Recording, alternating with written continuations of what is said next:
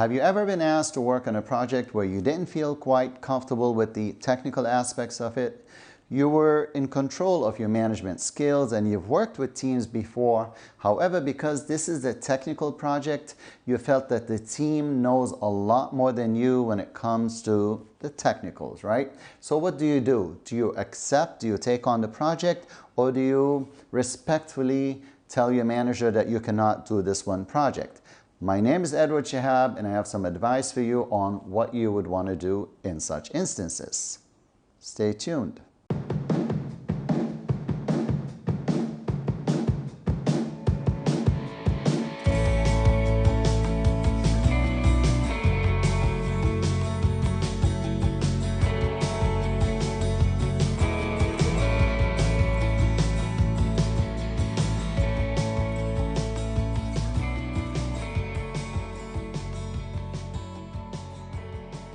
All right, so it is really a confusing one for a lot of people.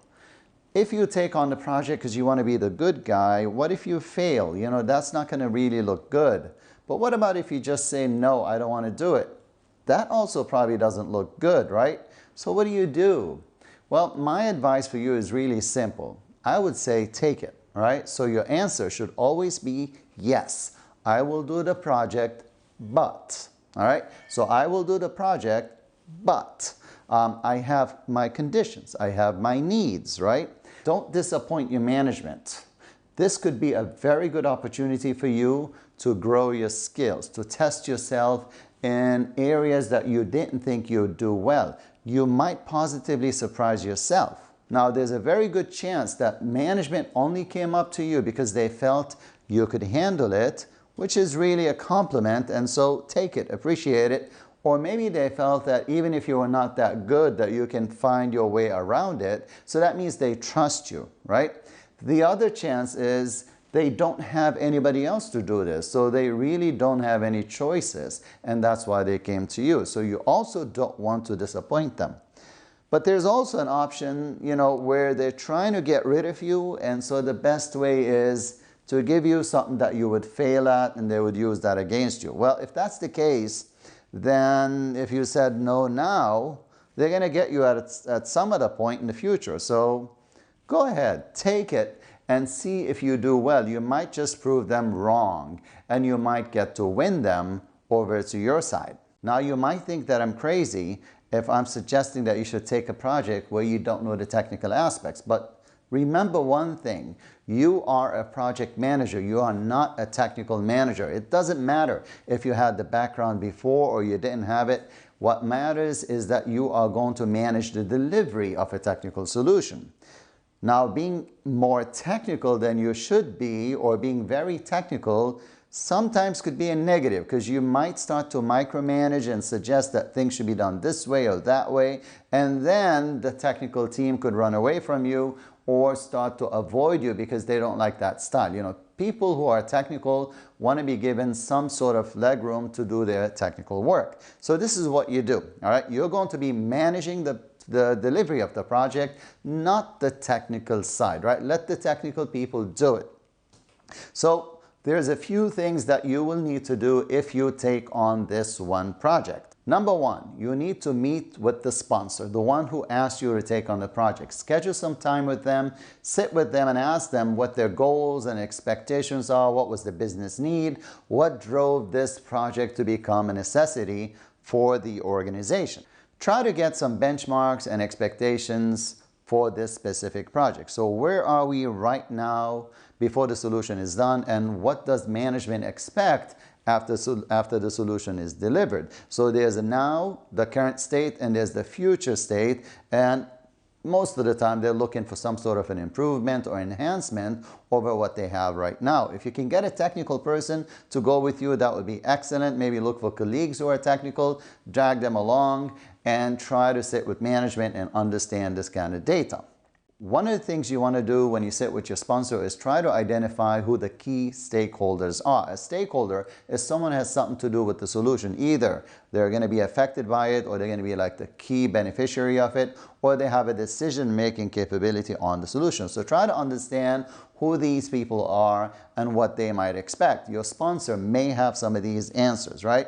If you get any information on expectations, try to put it in numbers if at all possible. So for example, we're doing 50 of this transaction per day and we want the system to do 100, right? So now you have some numbers, you have data to work with. If they want an increase, decrease, try to get information if you can. If it is not something that has to do with, you know, increase or decrease, and instead it's maybe an IT development solution, let's say it's a portal or an app or any of these things, then what you want to try to get is, as much as you can, get a visual of the end result. And that's why you need that technical person to go along with you, right? So you can have an imagination sketched maybe by the technical person of what management is expecting as an outcome.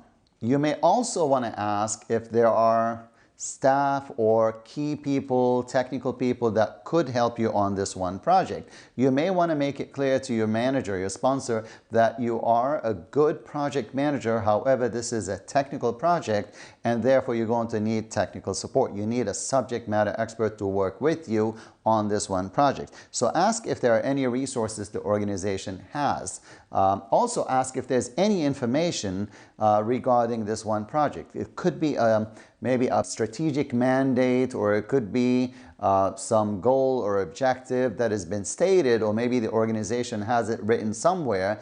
Ask if any information is available that you can read through. The final thing I want to recommend before starting the work on this project and soon after you accept doing this is to spend some time to research this solution that they're asking for. I am sure there's lots of information on the internet if you want to look for it. Google, YouTube, anything. You could go to the supplier's website or maybe several supplier websites. You could check with technical colleagues if they have any information. You may have your own professional network. And also there could be maybe previous projects that have documented something similar. So if this is an upgrade to an existing system, then you may want to read up on the previous system. Now, all it takes is a little bit of reading, and it's easy to actually figure out things. Remember, when you went to college or university, there were topics you didn't know, and in a few weeks you became knowledgeable in because you learned them in the class, right? So all you have to do is read up. I think about a week's reading will be okay. Maybe even a weekend is okay. You can pick up a lot. And I've done it many times, when I've gone to a meeting or interview back in the days, and I would read up about the product that this company provides so that I can sound knowledgeable when I go there. So we can do that. We can read up information before we go there. We want to be knowledgeable about the product, the domain, the industry, the need, so that we can be successful in managing the project. All right, so now you have all the information about this technical project and you're starting to feel good. The question you might have is, do I need any special skills or tools to manage a project where I don't know all the technicals, right? So basic project management will do, at least to start, right? Things like goal setting and expectations. You already met with the sponsor. You have an idea what they're looking for. You probably have tried to get, some KPIs and some numbers, things that you can measure later on to determine if you've delivered according to the expectations. The best way to put the context of a project into some sort of an agreement is a project charter. If you're not familiar with a project charter, you may want to visit my other video on how to develop a project charter, and I've also included a template in there. I'll put the link to that video in the description.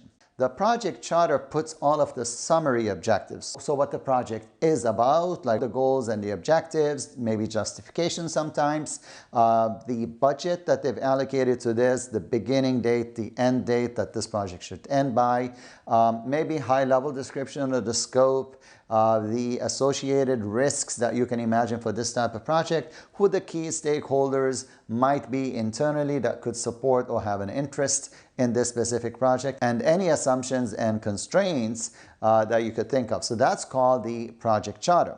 The next thing you want to do is define the scope for this project. You're already a PM, right? So all you have to do is figure out the requirements. This is basic project management. Get the requirements, finalize the scope, put together some sort of a scope statement, break it into a WBS. Now you're going to need support from your technical team, so rely on their expertise to dissect the project into a WBS, and obviously from there you can go ahead and create a project schedule, right? So rely on technical teams in gathering requirements, in creating the WBS, and confirm the timings and milestones of the schedule with that team, including the team in such matters when they know they are more technical than you are, confirms that we have a shared interest in this one project. We're collaborating. I'm managing it from the management side and you're managing from the technical side, and together we deliver on this one specific project. Another project management skill you need to have, which is probably just an operational or management skill, is the ability to create nice reports. So that's going to be needed for management's sake, if they want to know what's going on, but you also need your technical team to be reporting to you. So as you can see, you don't really need any special skills when it comes to project management.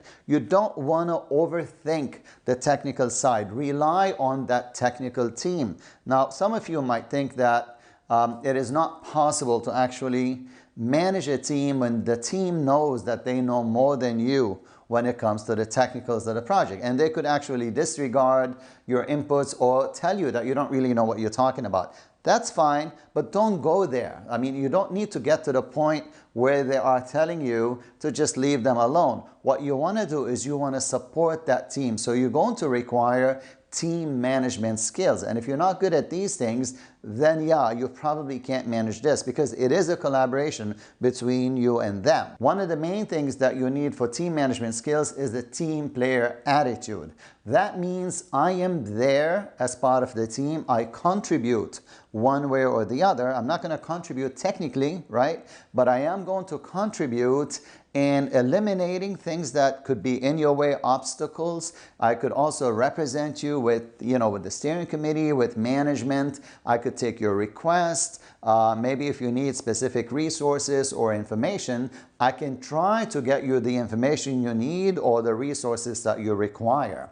So you have to be part of the team. You have to do the things that they're not going to do. I do have another video on how to be a manager, or what it means to be a manager. You may want to watch it, and I'll put the link in the description, below. So you are going to complement that team rather than micromanage the team. You don't want to dig into the technical details. Let them do that. Let them take the pride in delivering according to their own estimates, right? When it comes to estimating activities, let the team do the estimating. It is very common in Agile project management, not that you have to be in Agile, but it's very common to let the team determine how long an activity is supposed to take. And if you're in doubt, if you're ever in doubt about how long an activity should take, and you don't really believe that the estimate they gave you is realistic, ask them to dissect it, right? To break it down. It's a common technique used in negotiations.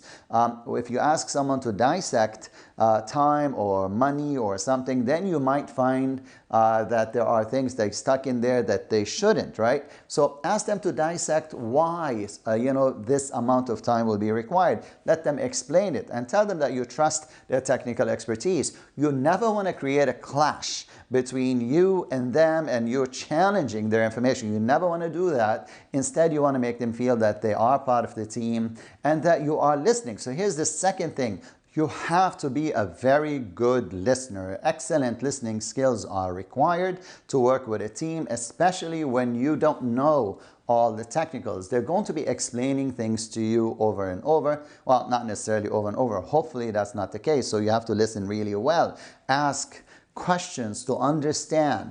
I myself, I've managed construction projects and I'm a computer engineer. And, I ran into issues and I asked and they explained. And I said, I don't come from the same background. So I want to know how I can explain this to my management so that they can give us the resources we need or the time or the budget. A lot of times when the technical team has an issue and they bring it up to you, a lot of the times it's because there's a difficulty in implementing what was asked for, or the time isn't enough, or the budget isn't enough, or the resources that they need aren't there. So for you to take that information over to your top management, that's going to be your excuse. You're going to tell this technical team, explain it to me in the way that I should explain to the management to give us, to be able to get the resources that we need. And that way they don't feel like you're doubting them or anything. They feel like they're supplementing you with information so that you can take this on to management. Now, in the end, you're not a technical person anyways, and you have to rely on the expertise of the team that you have. So that's one way to deal with conflicts. And another thing that you want to do is, and this is basic project management or maybe management, decision analysis. So you have two people that are conflicting on the technical aspects or maybe the approach that they want to use in delivering that one project. And you're not a technical person, right? So then what do? Well, agree first on the management criteria that we care about. For example, is ease of use a metric that we care about? Is, for example, the number of transactions or the volume something that is important to us? Is the look of the product important to us? So ask what the important criteria would be, and then put some weights against them. So some criteria are going to be a lot more important than others. This is the weightage that you're putting on that specific criteria. Then take the recommendations from team member A, team member B, and then rate their recommendation against this criteria, right? So you put a score of the solution being recommended versus the metric, and the metric has its own weightage. So how much each of the solutions meets the metrics is going to affect the total score for every one solution. I will probably make a video on this later on, but you could just go online and Google for multi-criteria decision analysis.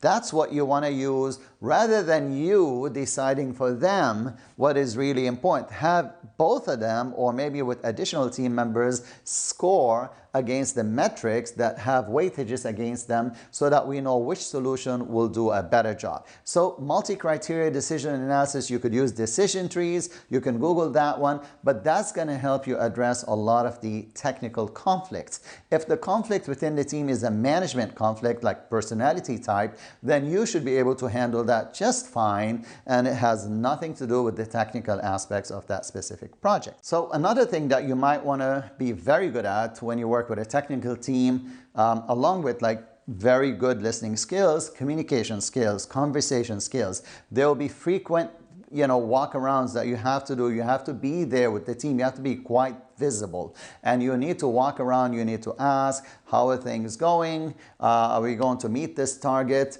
on this specific day? Be careful not to address the people side of things, but instead be objective and talk about the solution or the project or the objective. So be objective rather than be personal.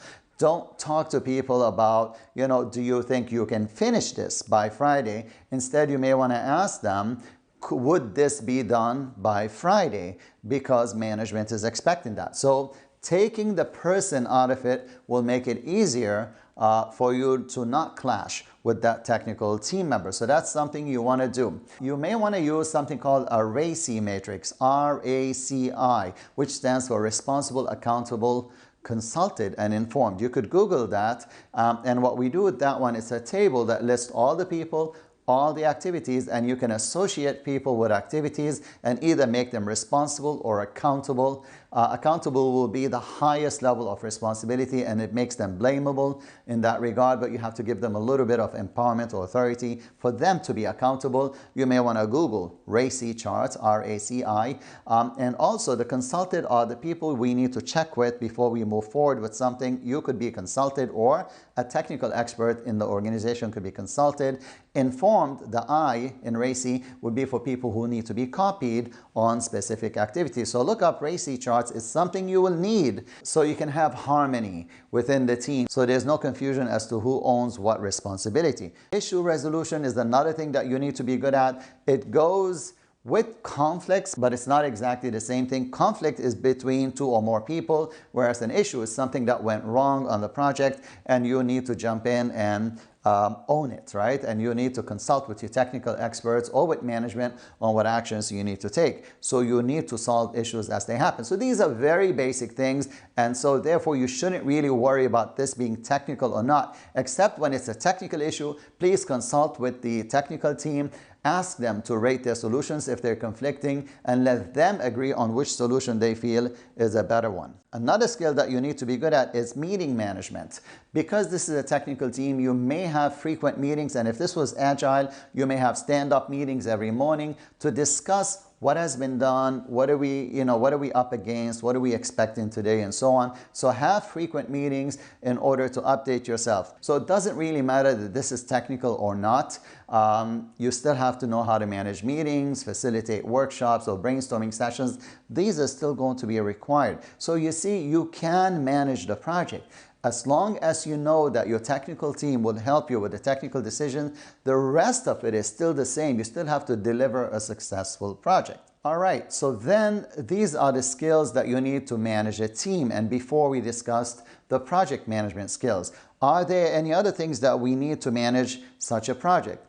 Same things that we manage other projects with. So we need something like Microsoft Project. We need a tool to be able to develop schedules so we can track what is the upcoming milestone and so on. Or maybe Excel, which most of us are experienced with Excel, PowerPoint for the sake of presenting to management or the team the statuses and so on. But other than that, maybe a documentation repository, a place maybe like SharePoint where you can store files so that we can update them every now and then. So all of it is basic project management. So your fears of the technical aspects would be easily relieved once you read up on the information, ask all the questions in the initial stages, and then make sure that you have technical experts on your team and collaborate with the technical experts. You can actually take on any projects. And I say this from experience. I'm a computer engineer by study, but I have worked in hospitals, implementing a rollout of hospital beds. I've done IT solutions, I've done construction projects, and I've done organizational type change management projects. I've handled any project. In all of these, I've always made sure that I have a technical expert and that I'm using decision analysis to be able to deal with conflicts when there are conflicting information from two different technical resources and I don't really know enough. I let them handle that. I let them come up with the estimates. And by doing that, I can be the project manager and they can support my project. That's all I gotta tell you. So the answer is, should you take the project? Yes, take it. It's definitely going to be good for you. It's an opportunity to grow, and there's no reason why you would want to turn that down. You're a project manager. You can manage any project. You are not the technical expert. You are a project manager, and you can do it. I would like to hear your feedback on what I'm recommending here. Please put your comments below. And if you'd like to see more how-to videos or videos on project management tools and you're not a subscriber, please go ahead and click the subscribe button and the notification bell so that you will know when I release the next video. That's all for now. My name is Edward Shehab. It's been a pleasure. Hope to see you on the next video. Take care. Bye-bye.